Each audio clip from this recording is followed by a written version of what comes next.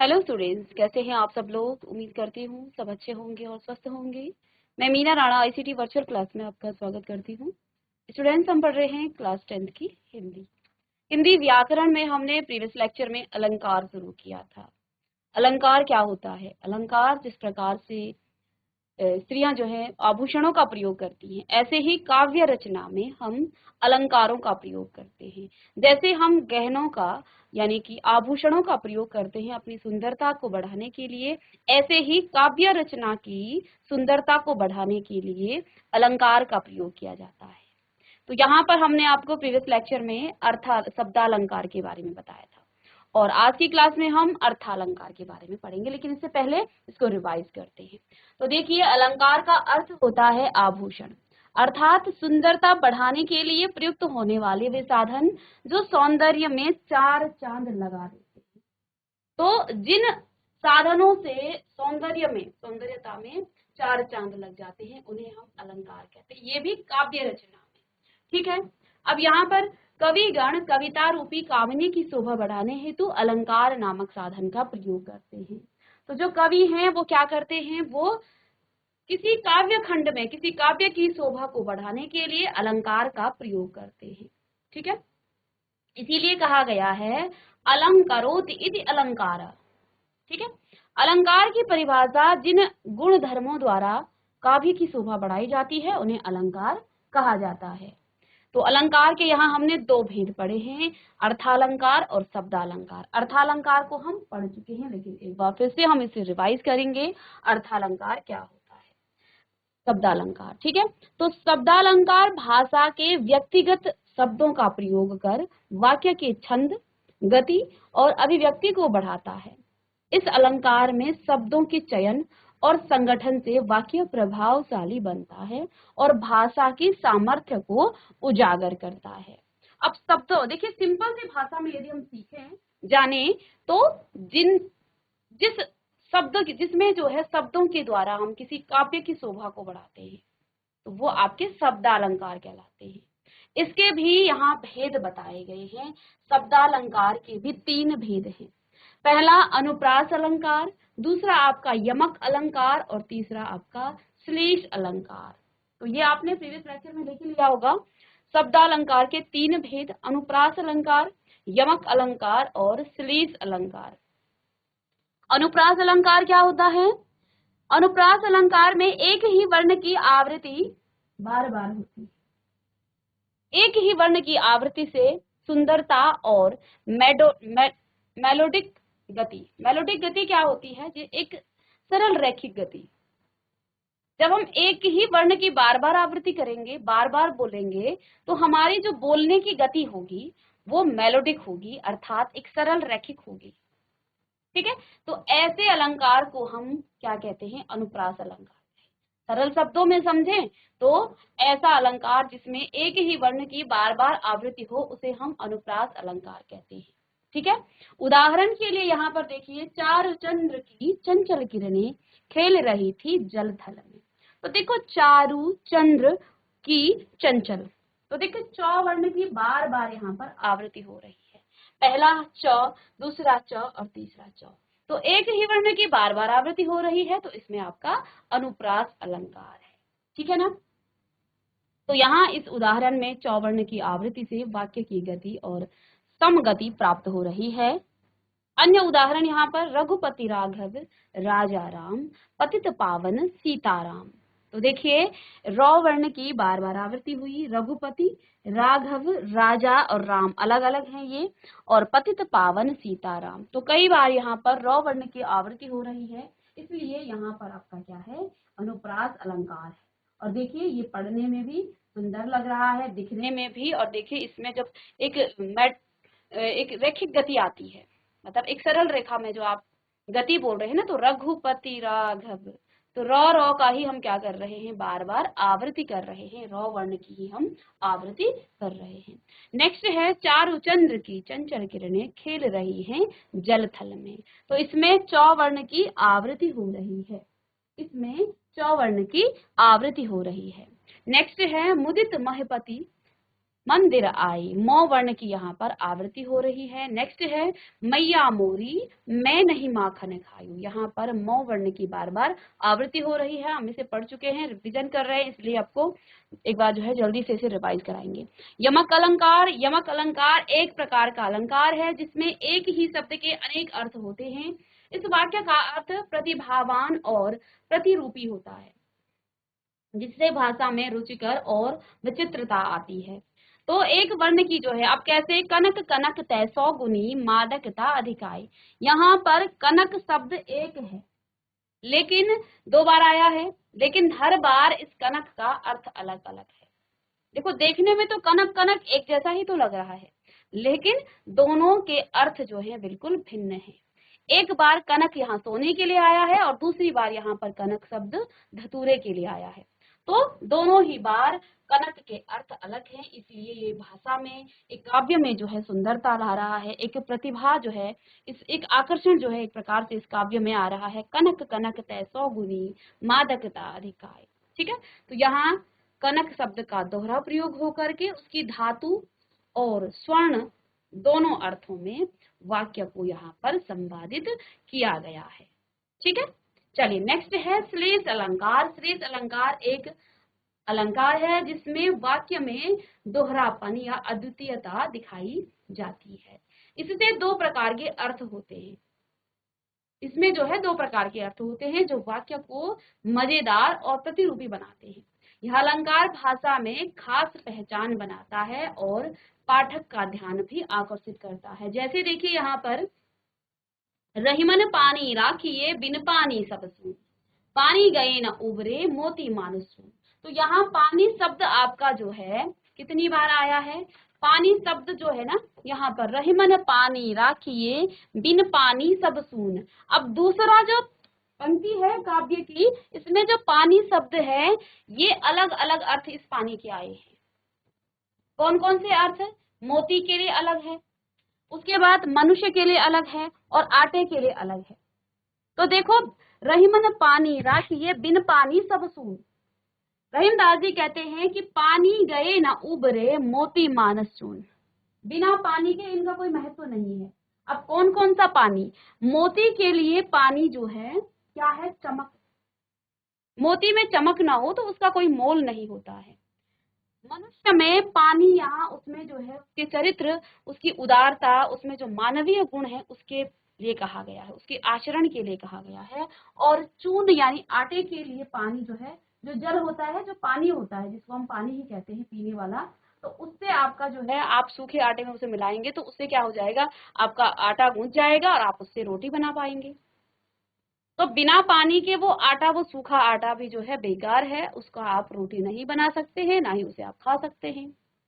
मोती में चमक ना हो, तो यहाँ मोती के लिए पानी शब्द जो है उसकी, अब आगे यहाँ पर और अच्छे से बताया गया है कि पानी का जो अर्थ है वो मोती के लिए उसकी चमक से है, मनुष्य के लिए उसकी इज्जत से है, और जो चून यानी आटा है वो जल से है। तो तीन अलग अलग अर्थ यहाँ पानी के आए हैं। मोती में चमक हो तभी उसका मोल है, मनुष्य में इज्जत हो तभी उसका मोल है, ठीक है, और आटे में यदि हम पानी मिलाएं तभी उसका जो है मोल है, उसका जो है उपयोग हम कर सकते हैं, नहीं तो सूखे आटे को आप नहीं खा पाएंगे।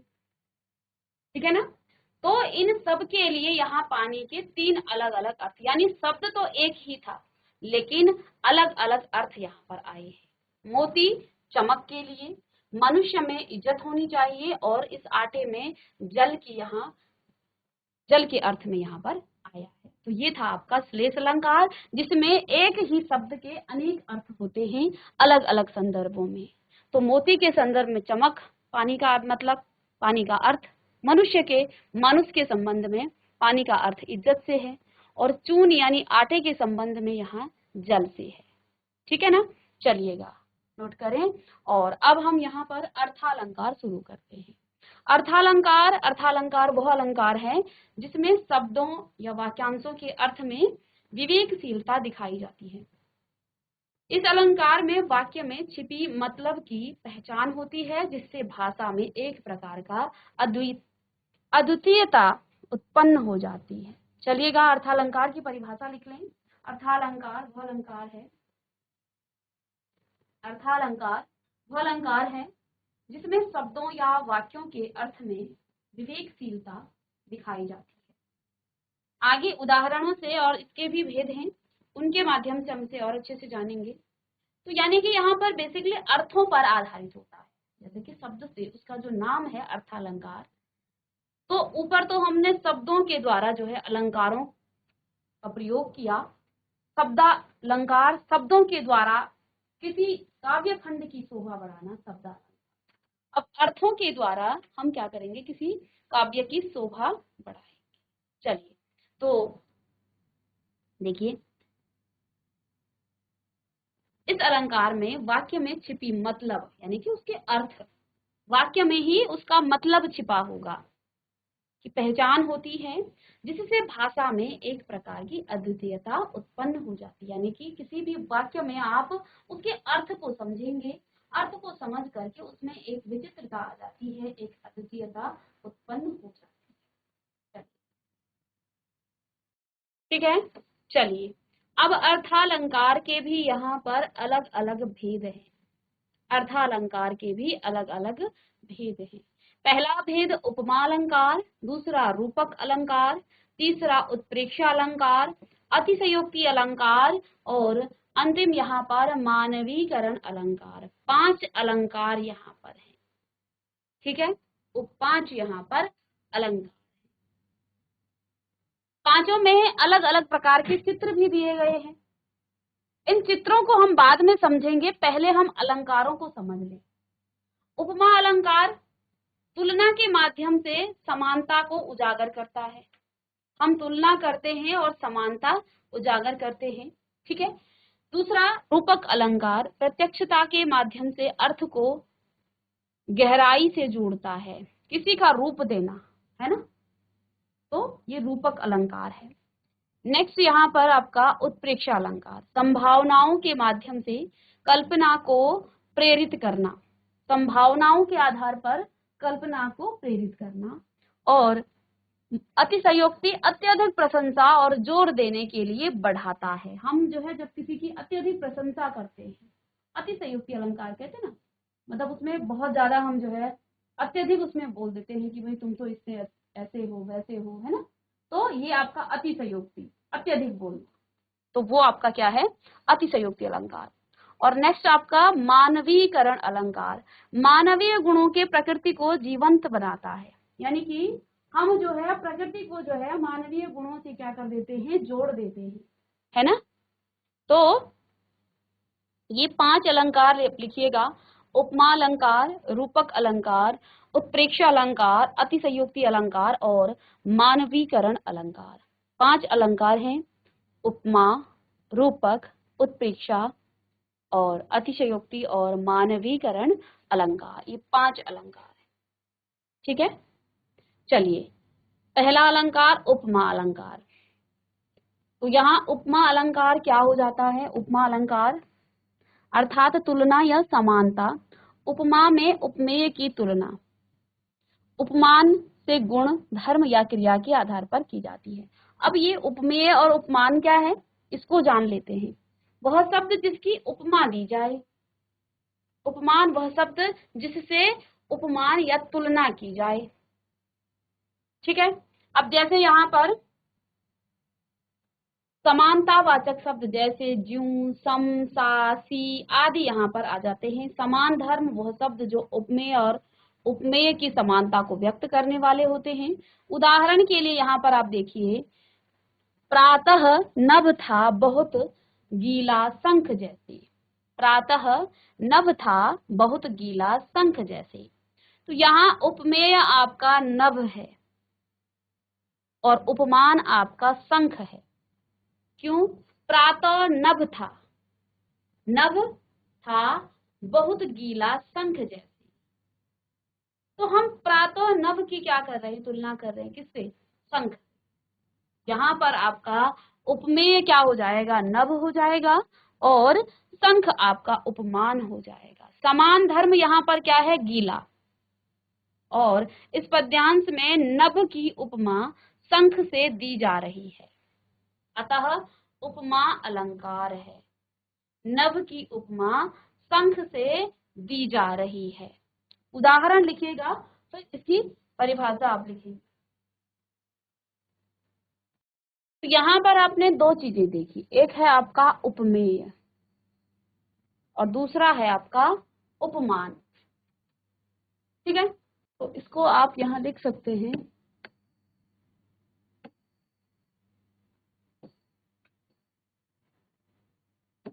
उपमेय वह शब्द जिसकी उपमा दी जाए। उपमा दी जाए अर्थात वह वस्तु जिसकी तुलना की जा रही हो, वह वस्तु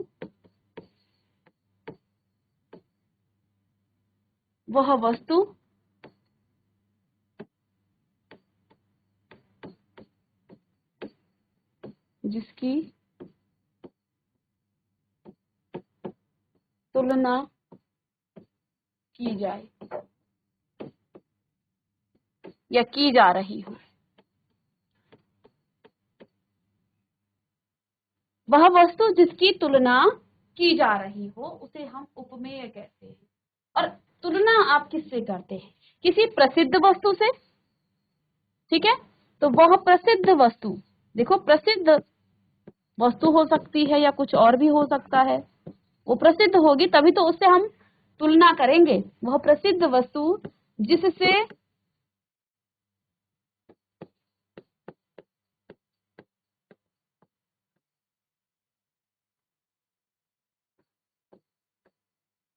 तुलना